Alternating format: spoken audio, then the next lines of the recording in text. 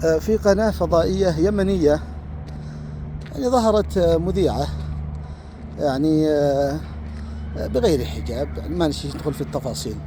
المهم هذا أثار أحد المشايخ الفضلاء وقدم نصيحة، والله أنها نصيحة طيبة ما فيها شيء، لكن فقامت الأفواه الأخرى والأبواق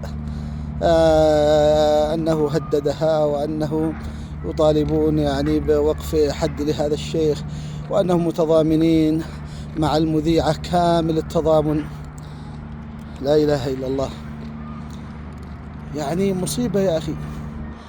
أخرجوا آل لوط من قريتكم إنهم أناس يتطهرون.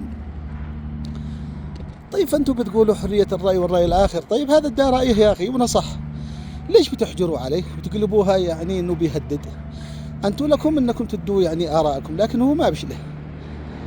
الأمر الثاني يا أخي، يعني إحنا ما نشي نقول أنت ترضاها لأختك لأمك، لأن بعضهم بيعاند ويدخل يقول أيوة عادي ما فيها شيء.